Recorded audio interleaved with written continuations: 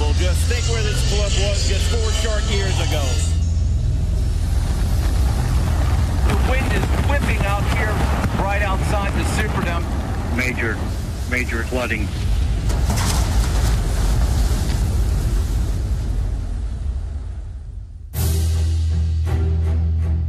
Five months after Hurricane Katrina and an entire season playing on the road, the New Orleans Saints were looking for a head coach, someone willing to move to a devastated region, to lead a moribund franchise with a broken home. We all saw the effects of Hurricane Katrina. You know, how's this going to play out? Is the Superdome going to be able to be repaired? Is this team going to stay in New Orleans on a long-term basis? And really, at a time when everyone was leaving, was the idea that, hey, we might decide to go move there. Amidst the exodus, Sean Payton arrived, hired as the 14th head coach in Saints history. This is an exciting day for me and my family. I'd like to first thank Mr. Benson, Rita, for giving me this great opportunity to coach a great organization. This may have been hard for Payton to say with a straight face. The Saints were one of the least successful franchises in all of sports. It's like having open heart surgery week after week after week without an aesthetic. We couldn't do diddly poo offensively. We couldn't make a first down. We couldn't run the ball. We didn't try to run the ball. We couldn't complete a pass. We sucked. But Sean Payton was not afraid of a challenge. As an assistant, he took the worst from Bill Parcells. What do you got? Anything? Give me a couple ideas. I don't need him on the bus after the game. As a player, he was chewed out by Mike Ditka during the strike year of 1987. He was, I guess, the scab quarterback, for lack of a better term. But I know he ended up starting 3 games. One of those was against the Saints, when I think most of the Saints team had come back, at least the Saints defense. So I've seen clips of basically Sean just getting knocked around. Coincidentally, that was the year the Saints made the playoffs for the first time in their history. They intercepted their future head coach on his very last NFL pass. It helped me figure out that I wasn't going to be able to do it for a living. Payton wasn't an NFL quarterback, but he knew what one looked like. Here's Breeze, pump fake, and throw. Touchdown! How about that, Drew Brees, baby? Drew Brees was a free agent, but there was competition for his services and a more popular suitor in the Miami Dolphins. I think, just from an outsider's perspective, the obvious choice is Miami. One of the most storied organizations in the history of the NFL. It was on the up and up, living in South Florida. You know, it just doesn't get much better than that, right? Payton's pitch would have to be good. I was going to take Drew and Brittany to a couple places that they might want to live. Sean wanted to show my wife and I that New Orleans was coming back, that there were plenty of places to live and to raise a family. All that went fine, but on the way back, I took the wrong turn, and we ended up, I can't tell you where we ended up, really.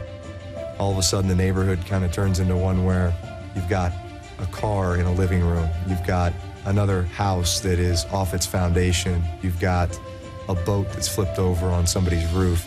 I remember feeling like I just ought to drive this guy right to Miami right now. I mean, it was awful. But I think what he didn't realize was Brittany and I were looking into the deeper meaning of it all. I felt like this is where I belong, to be a part of not only the rebuilding of an organization, but also a city and a region. The arrival of Drew Brees, along with Payton, gave the team hope, something the Saints hadn't had in a long time.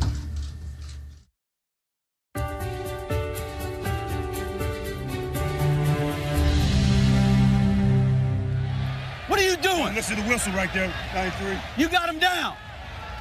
You think you're worth 15 yards? No, you're not.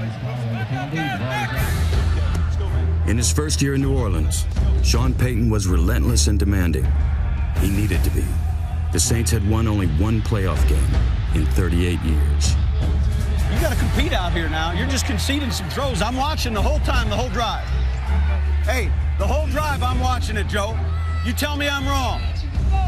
Drew Brees was one of the few players who needed no prodding. The very first bye week we had in '06, the players had been given off that weekend, and I was walking to the car and I looked, and on the field is this guy in shorts and a t-shirt, and he has a ball. Then I see that it's Brees, and he's kind of dropping back and going through the motions of playing the position, and I walk out there and I said, "What are you doing?" He said, "Hey, I'm just trying to simulate the game that I would be playing today, so I'm staying on the routine." And I looked at him, you know, Sunday afternoon about 2 o'clock, and I said, "Well, who's winning?" And he says, "We're winning." I said, "Well, that's good." And he was out there for another hour and a half. Well, if I could have maybe just put it on him right now, it's a touchdown. We knew he was driven.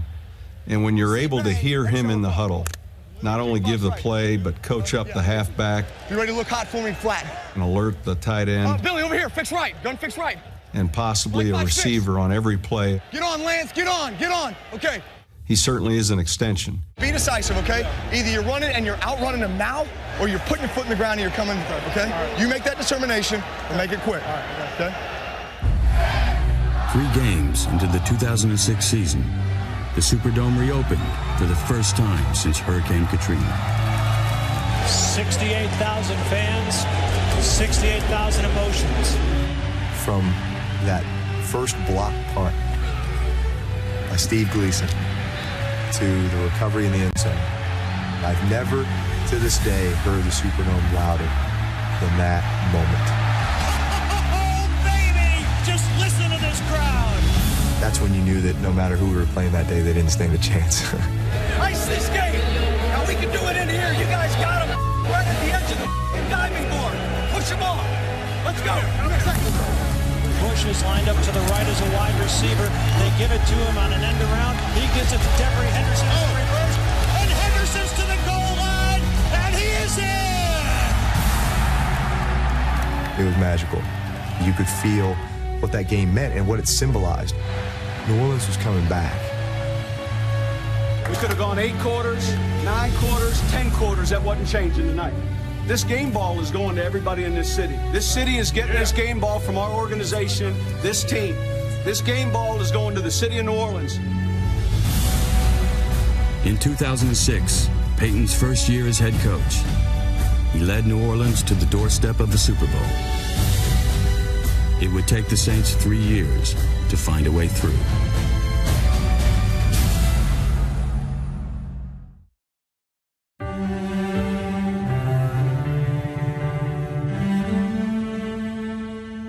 Drew Brees, can you hear me all right? All right, let's go. In 3 out of 4 years under Sean Payton, the Saints had the #1 offense in the NFL. The defense has come along more slowly. Hey, inside, we need some push. Ready? In 2008, they traded for linebacker Jonathan Gilman,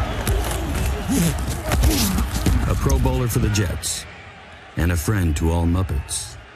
Woo! What was your favorite subject in school? Lunch. Ah, you got me there. That's a good one. All right, calm down. Like Drew Brees, Vilma is undersized for his position, but he's quick to the ball.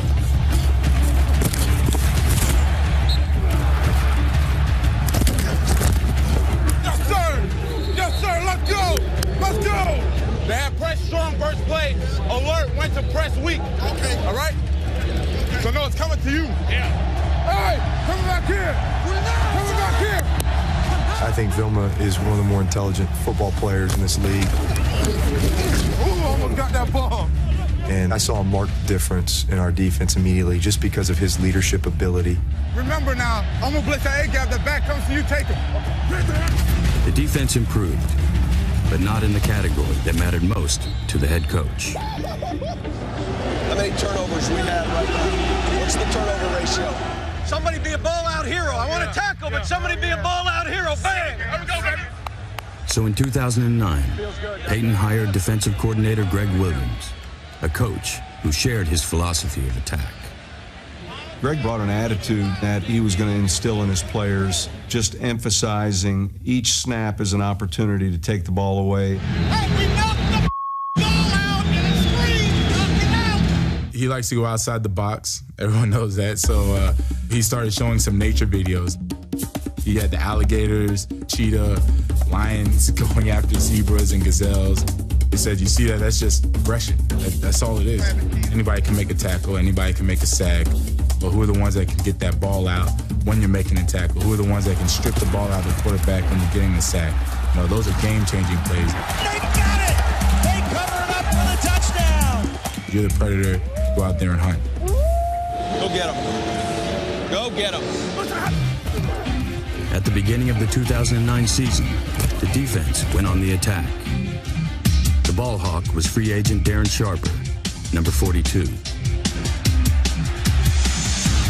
it's intercepted. This is Sharper. Back to the 15, the 20, the 25, the 30, 35, 40. Look at the veteran go. Midfield. He gone. He gone. He gone. 97 yards on the touchdown return by Darren Sharper. In Philly, you know, Sharper came up with a big interception, and he had the week against the Jets. Sanchez throws an interception to Sharper. Sharper with a convoy out in front. He'll go the distance. It got to the point where if he didn't get an interception in the game, you thought that was an aberration. Hey, who that? We that? The same old Saints I've been knowing growing up, man. Same old Saints. Ain't nothing different. For most of their history, nothing seemed to go right for the Saints. Now they were getting all the bounces. The one-time lovable losers suddenly couldn't lose. What an effort by the New Orleans Saints. Still undefeated, still have not trailed through 5 games. The start that we had just really blowing people out, you know, scoring almost 40 points a game, the way the defense was playing. But you always kind of wait for that time when you're going to be tested. Starting off at Miami, we get down 24-3 in the second quarter. Very easily could have just threw in the towel and said, hey, today's not our day. The old Saints would have. On a 4th and goal near the end of the first half, the man who played his college ball in Indiana had his Hoosiers moment. We needed a touchdown. I'm looking at Sean, and I just said, Coach, I'll get it. It's on the 6-inch line. I can sneak it and jump over the top, or whatever you want. Sean trusted me with that, and I let the offensive lineman know that there was no other option. We got to score a touchdown. And it's going to be Drew Brees who goes up, over, and in. Drew Brees goes airborne. A roll of the dice, a gamble won. It seemed small at the time, but it was a sign of things to come. And it sparked a second-half comeback in Miami. This is a football team that faced a 21-point deficit. Whatever questions this team had not answered before today, they have answered them in very positive fashion. Here we are in Miami. We know it's the host Super Bowl city, and the NFC was going to be the visiting team that year, so that would be the locker room that we'd be in if we came back. And I remember us all looking around as we're celebrating that big comeback victory. And Sean Payton just saying, hey guys, remember this feeling, because we plan on being back here feeling the same way.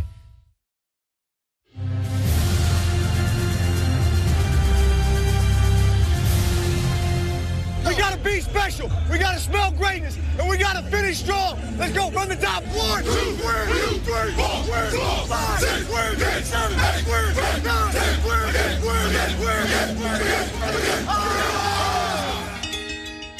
The Saints kept winning, pushing their record to 10-0. And the man they called Breezes established himself as the most accurate quarterback in the NFL. Beat him in stride, down to the 5, into the end zone, touchdown! Beautifully thrown ball by Drew Brees. In 2009, Brees completed an NFL record 70.6% of his passes. Apparently, that kind of efficiency has to be studied to be believed. Testing diapers on the football field? That's a first. That's right, with one of the most accurate quarterbacks of all time. Can he really hit a size 5 diaper from 30 yards? Let's see what kind of impact these diapers can withstand. I'm throwing footballs at diapers. Oh, man, amazing. And I don't do that all too often, but that was a unique opportunity to do something with my son, Balin. being on a Pampers Cruisers with Drymax commercial with his daddy. We YouTubed that in the linebacker room one day, and it was impressive to watch. I mean, he was on. Thank God he's on our team. That was good. Breeze stayed dry and calm in any situation. A nice counterbalance to the head coach. I tell you what, everything you see as far as practice, his calm demeanor, that just goes all out the window on game day. Hey, you gotta get your ass in the game! You! He's a maniac, and I stay away from him. What kind of shoes you got on? Yeah, that figures. Put on the cleats. Sean is not afraid to light you up on the sideline. Hey, that isn't all right. It's not all right. All right. I want it high and tight. I'm telling you, if he could put pads on and go out there and play, he would. He's a fiery guy. Let's go. Let's go. Let's go. Watch yourself. I mean, he loves competition, loves it. And he's just expecting the best out of everybody, you know, expecting perfection. We got to learn how to smile a little bit earlier, baby. I will. Still undefeated in Week 12, the Saints face their toughest test, the New England Patriots, on Monday Night Football. When we came here in 06, New England was the team.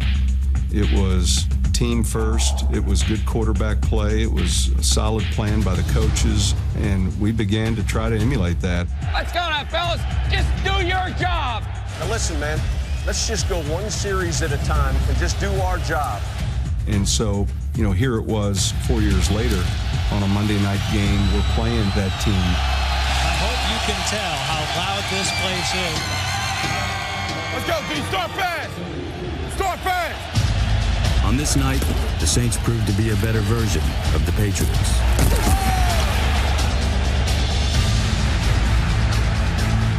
We gotta make some yards on that. Get film up.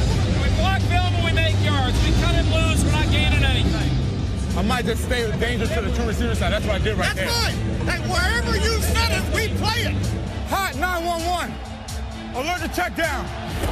Dome and the defense employed a strategy that would serve them well in the playoffs. Hit the Hall of Fame quarterback. And the carnage continues. Saints fans are loving every single second of it.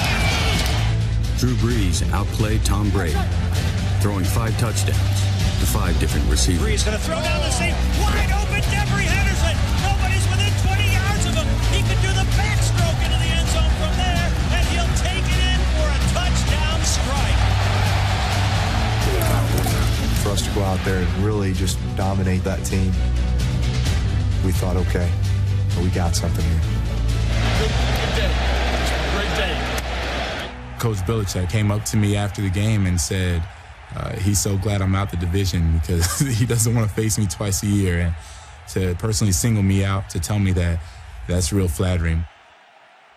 The Saints played their best against the Patriots, but they finished the year at their worst. Their undefeated season ended against the Dallas Cowboys. They went on to lose to both the Panthers and Buccaneers. Losing to Dallas was one thing, but having the lead we had against Tampa at home with a 17-point lead and then losing that game. Hartley has it on its way, and no, he missed it wide to the left. It was the one time when we kind of had our mini crisis. Quit sulking. Yes, you are. Get the look off your face and have some nuts. It wasn't just Garrett's missed kick. It was kind of an important gut check for all of us because this was happening right before the beginning of the playoffs. No team had ever lost their last 3 regular season games and gone on to win the Super Bowl. And those kind of misses can destroy a kicker's confidence. As a young kicker, you're going to miss one like that. You're going to feel like you let everybody down, and it's going to be devastating. But you find out a lot about a guy when something like that happens to him. You know, adversity really shapes you. And it's very ironic that he would have that, almost the exact same kick, in a much bigger situation about a month later in the NFC Championship game.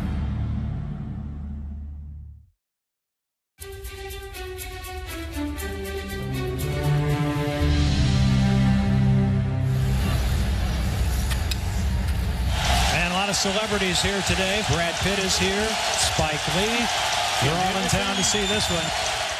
The Saints hadn't won in a month, but they had home field advantage throughout the playoffs and some extra lumber to see them through.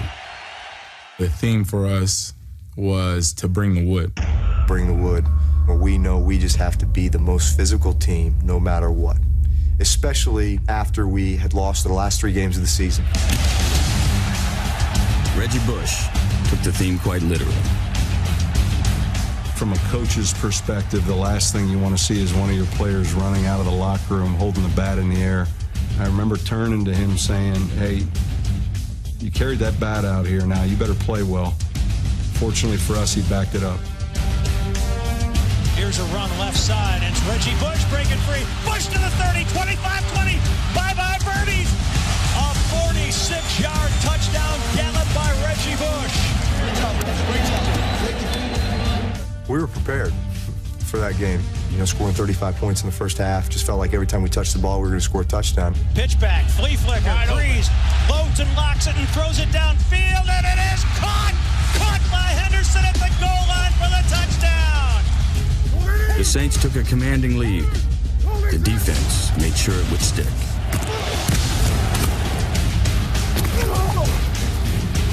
Saints showing blitz.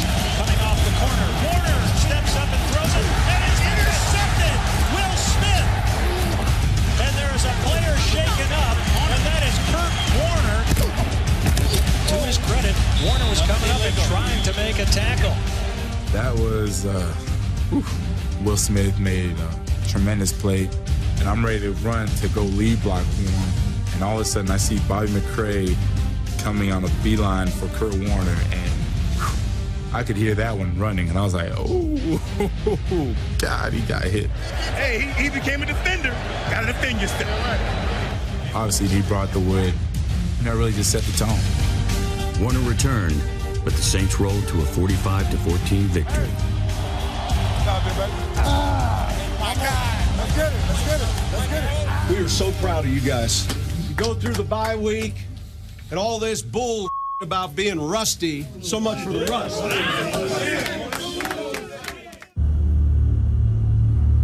To have success in the NFC Championship, the Saints would have to get after Brett Favre, just as they had Kurt Warner.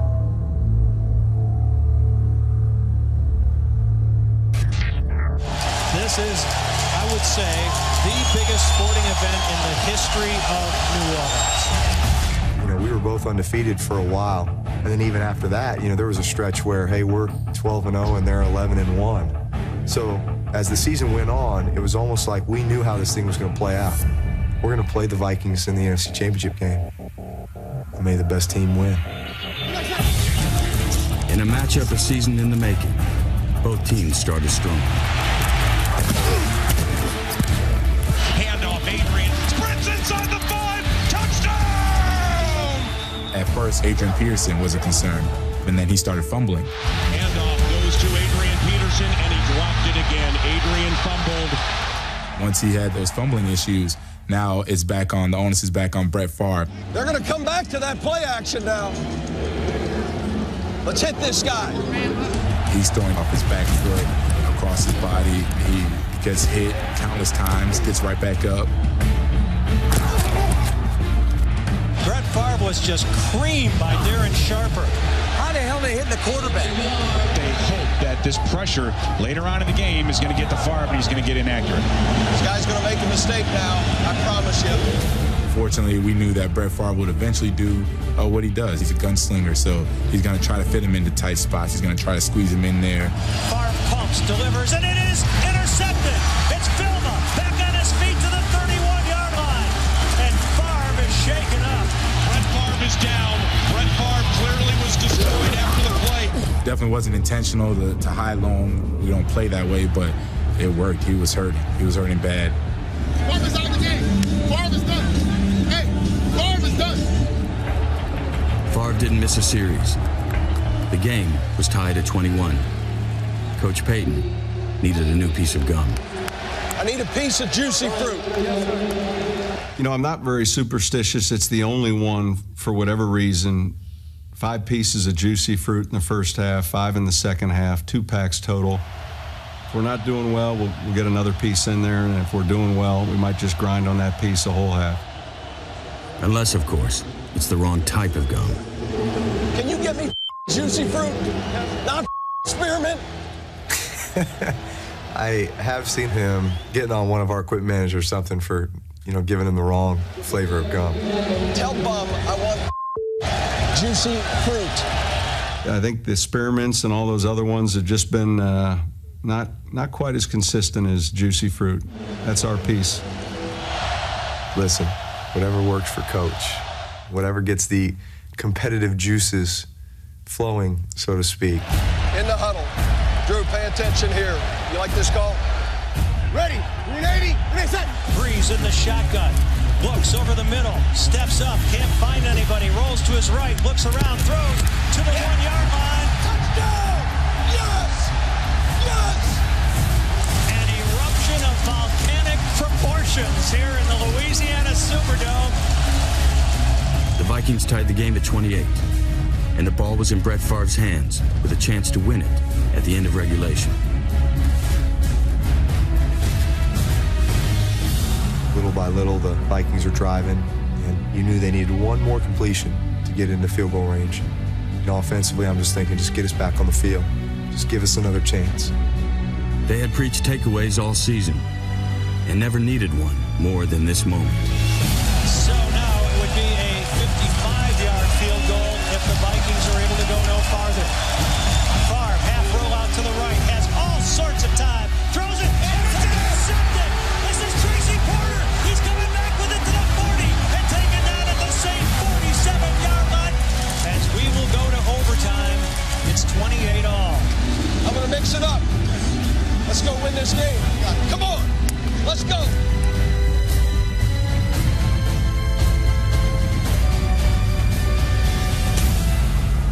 So it comes down to this. Garrett Hartley with a chance to be the biggest hero in recent Saints memory. The irony is we're right back in the same location as we were versus Tampa Bay a few weeks ago where he had missed. So you just want to deliver confidence. The protection's been great all day with these guys. I'm just talking about up front. And there were these fleur-de-lis sitting all around the stadium. There's one right between the uprights. I remember just telling him, look, why don't you try to hit this effing fleur-de-lis here right in the middle. You just groove this thing. I don't want you thinking about anything but hitting that Florida-lis. I'll carry you in. Just hit your kick, though, son. Here's why. You deserve to be here. This will be a 40-yard field goal attempt, right hash mark. Let's go to the Super Bowl, boys, right here. Come on, baby. One time for your boy.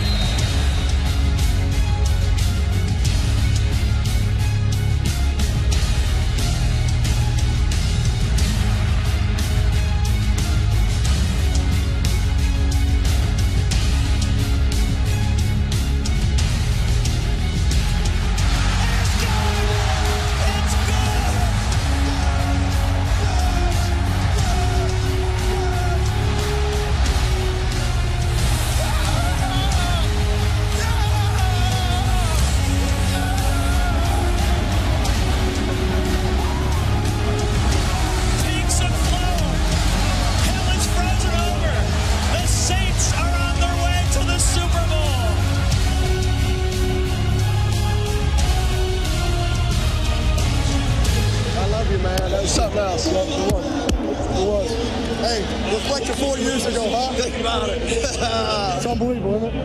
It's unbelievable. The biggest challenge with that is that the podium can only handle about 8 or 9 people. Other players in the front. Give me Vilma, and we're good. I want Vilma. We're fine. We got plenty of room. I want Vilma. That's all. Come on, get up here. Can't say no to Coach. So I go up there and, he tells me, we couldn't have done this without you. And, that really made me feel special because you have a head coach, an offensive coach that really has this much respect for you. There's no way you're not going to be up here. I appreciate it. No way. Appreciate it, Sean. We got one more step. We still. Outside the Superdome, they were literally dancing in the streets. Nobody's going to bed tonight. Sleep is so overrated. This is for everybody in this city. This stadium used to have holes in it. It used to be wet. It's not wet anymore. This is for the city of New Orleans.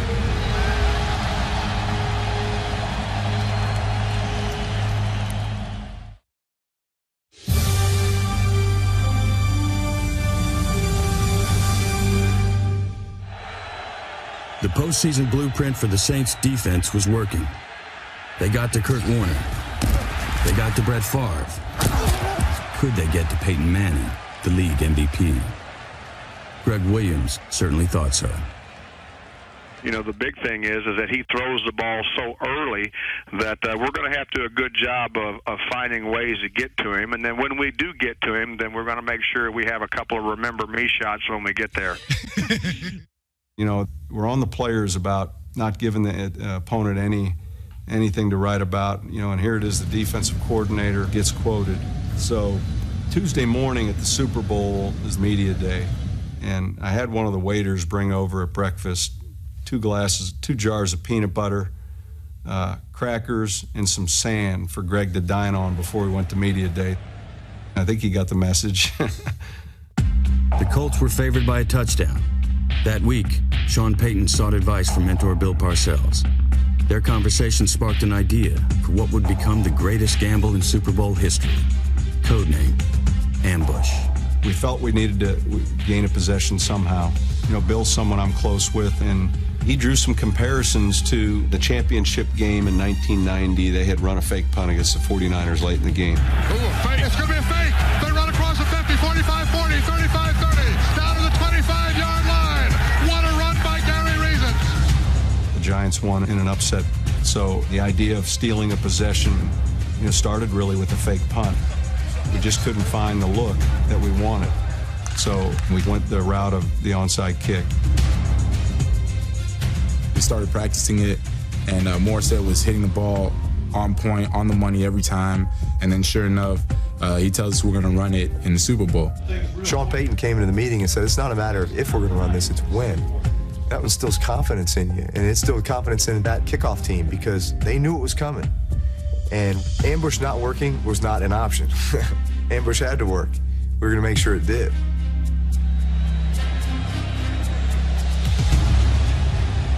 All right, Michael. What's your bunch again? Bunch onside kick? Just a surprise. Just, you know, it's an ambush. Right to left. We're going to line up and all of a sudden just kick one. Just down the middle? No, sideways. Yeah. It's an easy one. Get in Peyton's. We're ready. At the Super Bowl, when you see Spike Lee and then you see Queen Latifah and Carrie Underwood, Carrie! it's one after another of people that are very successful. And they're all watching. I got to pee. It was the most watched television event in American history. This is what we have been waiting for. 2 #1 seeds matching up for the first time in 17 years. All season long, we've been special. All season long, we smelled right here. Let's go. Tonight, it's time to finish strong and hold up this trophy for our city. Manning in the shotgun. Sets, throws into the end zone. Garcon, touchdown.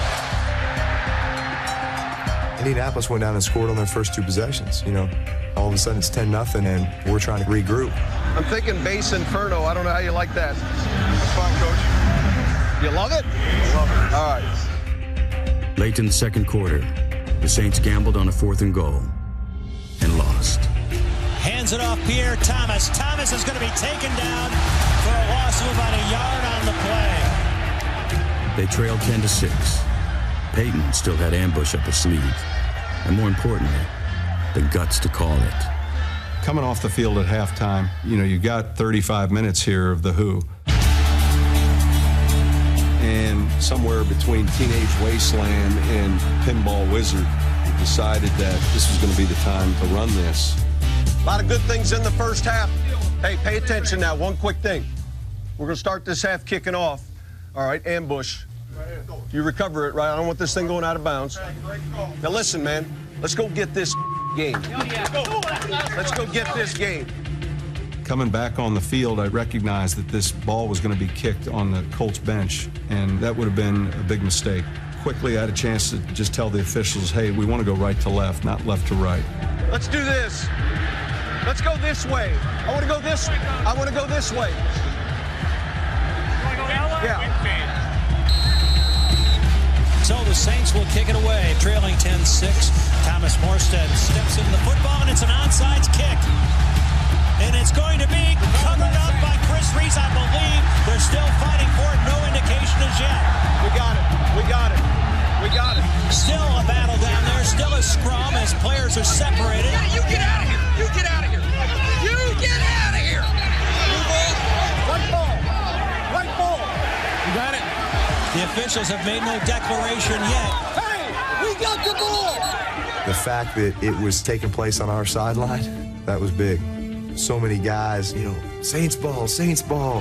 New Orleans still claiming they've got it, and I think they're right. Right ball. Hell yeah. Good ball. Hey, take over the game right now. Take over the game. I want the gas pedal down. Breeze sets up the screen. Pierre Thomas. Thomas still on his feet. Down to the 5. Makes the move. He's going to score. 16 yards. And Pierre Thomas puts the Saints in the end zone for the first time tonight. The Saints cash in on the gamble. And this game has swung to the New Orleans Saints. The Colts answered. They had the league MVP. New Orleans had Breezes. And he was perfect on a drive that put the Saints on top with 5:42 to play. And Breeze spreading that ball all over the field. 8 different receivers. He is in a groove right now. 28 for 35, man. It's pretty big. He's throwing it to Shockey here. Pretty wide open. Breeze. Here's the throw to Shockey, and it's a touchdown. The Saints are back in the lead. Trace, let's finish. Let's finish the game, man. Let's finish it. Let's go. It's what we live for. Let's go now. Let's go. Sack fumble. Sack fumble. All right, you know how to play this thing. I want him to throw it. I want to hit him. Now it's going to take a touchdown. But, again, we got Peyton Manning. I've seen Peyton Manning do it 1,000 times. They're going down the field, they're going to score a touchdown, and then we're going to have to go down, kick a field goal, and win this game. That's the way it's going to happen. Get with Bum. I want a piece of juicy fruit. I got it. We need to get some pressure on this guy.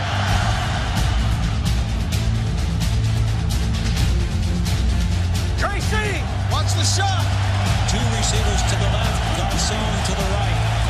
Manning in the shotgun puts Colley in motion. Looks in his direction. And it's picked off. It's picked off. It's Tracy Porter again. He's running free. He's going to go all the way. Handout stretch. It is a Saint touchdown. 70 yards on the return. 70 yards on the return by Porter. He did it to Favre, and now he's done it to Manning. Tracy Porter knew that route was coming and jumped it. Peyton Manning threw it right to him.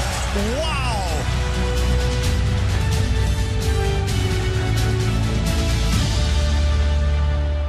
And I'm not so sure it isn't the Superdome all over again. The miracle in Miami has happened. The Saints have won the Super Bowl. What an incredible job Sean Payton has done. Coach of the Year in 2006, runner-up this year, and now the coach of a Super Bowl champion. Great job. One of the gutsiest Super Bowls by any coach ever. Parcells said it. You gotta have balls to win this game. I'm telling you. You set the record. Hey! How about it, coach? Huh? I love it. I love it. I love it. I love it. I love you too. We won the Super Bowl. We did. You won a Super Bowl. So did you. And me down. It's unbelievable, huh? Take in the moment, right? It's awesome. This time, Jonathan Vilma didn't make the podium, but he got what he came for. You can already feel that's how I feel right now, just thinking about it. And I was like, man, you know what? I just won a Super Bowl. It's an amazing feeling. To hold my son and just tell him how much I love him, even though he had the headphones on so he couldn't hear me. But as we watched the confetti come down, I'm telling him, we did it, little boy, we did it. I can't wait to tell him when he gets old enough what that experience meant to his dad.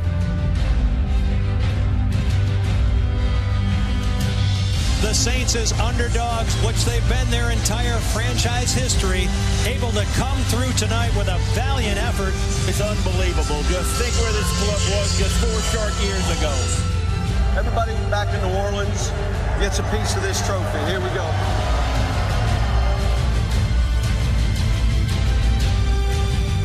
Looking out at the fans and just seeing the tears in everybody's eyes, you recognize immediately how much that meant to so many people. And I'm so happy we were able to give that to him.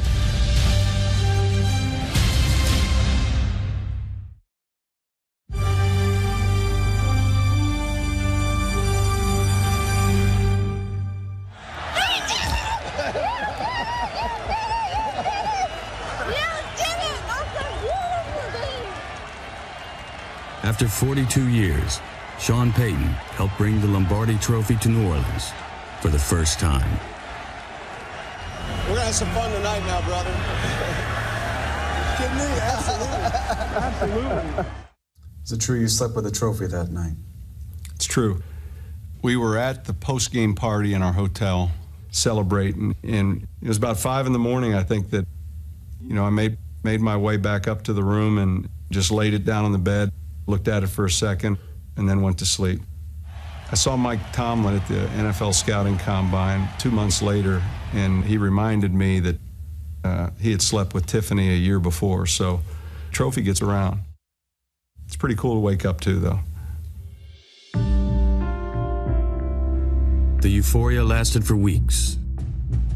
Nearly 1 million people showed up for the victory parade in downtown New Orleans, where a team and its fans celebrated the rebirth of a city.